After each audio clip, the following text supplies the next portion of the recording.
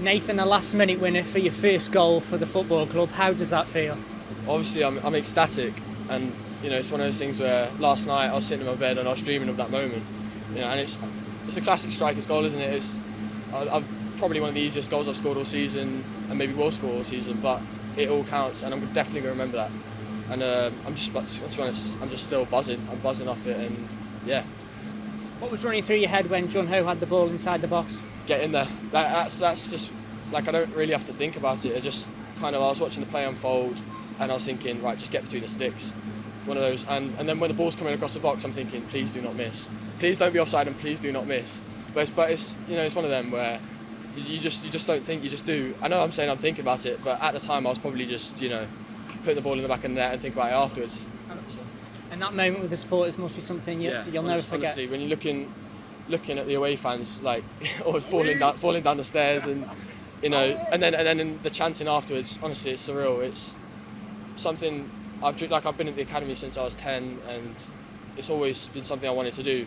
And now when I'm doing it, it's just, honestly, it's I can't even put it into words. It's mind blowing almost.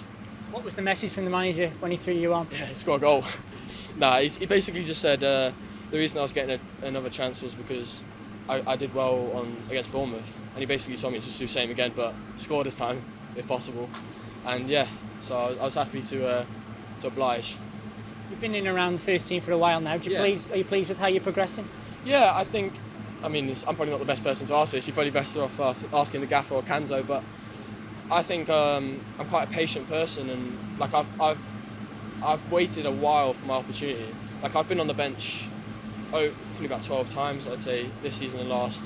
Got injured last season, but it's when you're looking on and then you just get thrown in. At least I knew today that I was probably going to come on, so I was prepared. And last night I was just thinking, right, that's just what I'm going to do. I know what I'm going to do. I do what I'm good at, just score. What's it like to be one of the young players in this squad? Yeah, they're really welcoming. I mean, the culture around the club is actually really good. Like, to me and Sol and Mmaee, they're very supportive, and they're willing to use like young players as well. The gaffer's not shy about using us, and if we're good enough, we're old enough, kind of thing, which is obviously very helpful for me.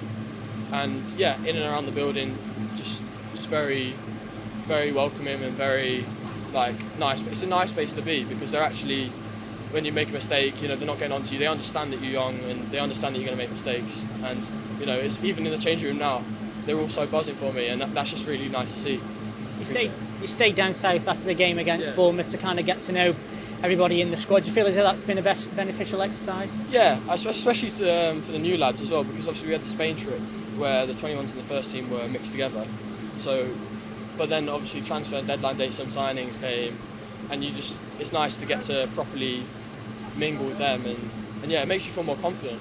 Like, I think having a better relationship with the players means that when I go on the pitch, I'm not constantly worried about what everyone else is thinking. I can just focus on myself, and that's freeing in a way.